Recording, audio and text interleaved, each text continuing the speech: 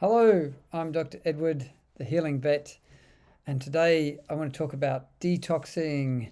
A really beautiful and important practice to get an understanding of and to implement if you want to have really healthy, vibrant, happy, long-lived pets. So it's a really important thing, this whole concept of detoxing. Now, the world we live in is like a subtle toxic soup.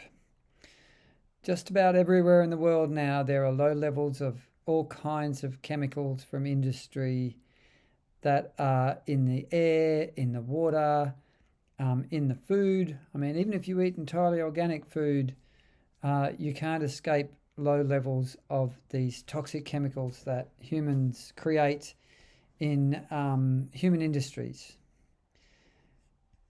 And, this is a problem. So you've got chemical pollutants. There's all sorts of chemicals. In fact, humans are creating hundreds of new chemicals or even thousands of new chemicals every year. And a lot of these chemicals don't get adequately tested for safety. They just go out and get used. And then they find out later, oh, this is actually kind of really unhealthy and really bad for people and pets. Especially, fire retardants were one that they didn't really test them. They just whacked them on all sorts of fabric and couches and cloths and stuff. And then 10 years later, they realized, these things are really poisonous. And it's not a good look having them going into people. So just to give you a bit of an idea, in 2005 in the US, there's a couple of major big laboratories were contracted by the Environmental Working Group to do a study to test the cord blood of newborn infants to see what sort of chemicals there were. They tested for 413 chemicals, and they found that the blood in these freshly newborn babies contained an average of 200 different industrial chemicals and pollutants. So this shows you that these chemicals are in the mother's body. They're coming through the mother's body, through the placenta, into the blood for the baby before they're even born. And it also shows us just how much toxic load all of us humans are having to deal with in the environments that we live in these days. Now, 287 chemicals were found, right? 209 of these toxins had never been found before in cord blood of newborn infants. 180 of these toxins are known to be carcinogenic. 217 were known to be toxic to the brain and the nervous system, and 208 of these chemicals can cause birth defects or abnormal development of young animals in animal tests.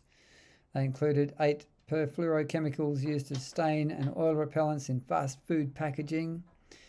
And a lot of other food packaging is plastic and leaches chemical toxins into the foods, especially if they're processed foods.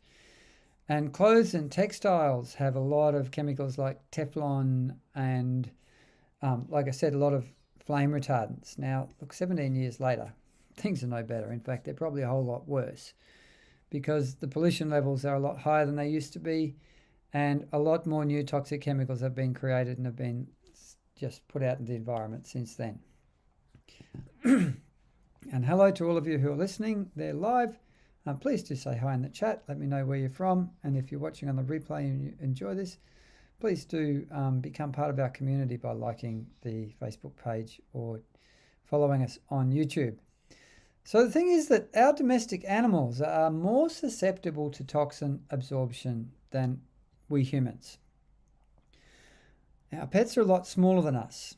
And this means that our pets have what's called a large surface area to volume ratio. They have more area of skin to absorb toxins relative to their body weight, relative to the volume of cells in their body. So that means that they tend to concentrate toxins more rapidly than humans who have a smaller surface area to volume ratio than our pets. So in a nutshell, with the same amount of exposure to toxic contaminants in the environment, our pets are affected more severely than we are.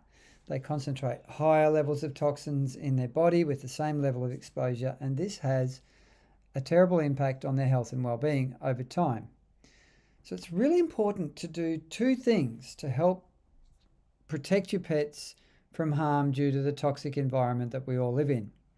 Now, we can't escape some level of toxic insult, of absorption of toxins from the environment, because they're everywhere, right? They're everywhere in the environment, in the air, in the water. Even the cleanest places on Earth are going to have some degree of contamination. And where most of us humans and our pets live, which is in cities and towns and in industrial areas, are the dirtiest areas when it comes to toxins. So if you just think of plastics as an example, plastics are poisonous. They're derived from fossil fuels and crude oil.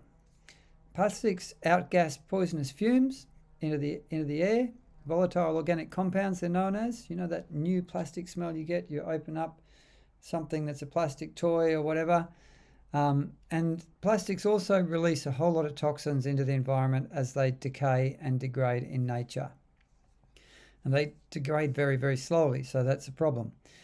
They also break down into little tiny fragments called microplastics, which are now so widely spread in the environment that they in the last 12 months, have been found for the first time in the bloodstream of humans, which means that if it's in the bloodstream of humans, it'll be in the bloodstreams of our pets too.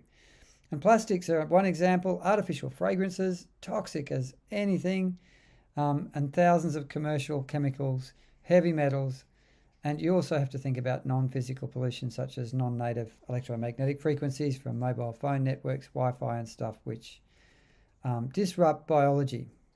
But I want to have a bit of a chat to you about how you can best minimize your pet's toxic load. The first thing you've got to do is to minimize the intake.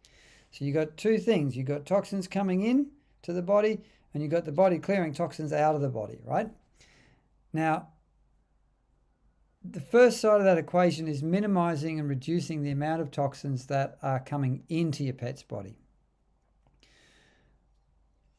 So, the one environment that you can really control when it comes to toxin levels is the one environment where you and your pet spend the most time, which is your home. You can get a lot of toxins out of your home life really easily, and this will make a really big difference for your pets, especially over time. I strongly advise removing and not using pesticides and herbicides, surface sprays, insect sprays, Roundup. If you do have vermin like cockroaches in your home, I know I see the odd one of them, use a trap, not surface sprays, because if you're spraying on surfaces, your animals are walking on there, then they're licking themselves and cleaning them, it goes straight in the body. And really do avoid glyphosate, Roundup herbicides. There are much safer herbicides available. You really want to get all the artificial fragrances out of your life, your home, your animal's life. And to do that, you're going to need to start reading labels, because any label that has the ingredient of parfum, fragrance, or nature identical fragrance is a toxic soup of artificial fragrance chemicals. They're very dangerous, endocrine disruptors, carcinogenic, irritant, and cause a whole lot of other problems with your animal's health and well-being, artificial fragrances. And even the really expensive perfumes, commercial perfumes like Dior and all those ones, have artificial fragrances in them. So air fresheners too are another big nasty. Most deodorants and